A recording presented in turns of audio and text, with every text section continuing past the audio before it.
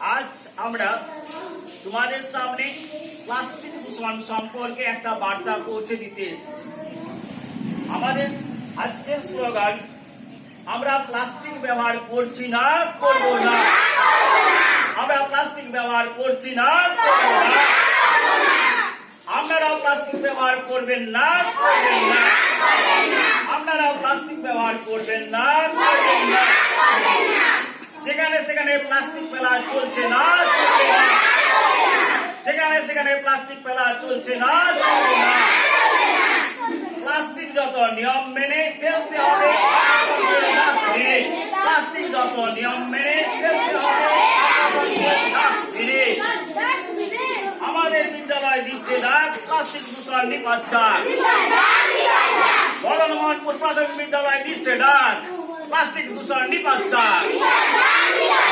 আমাদের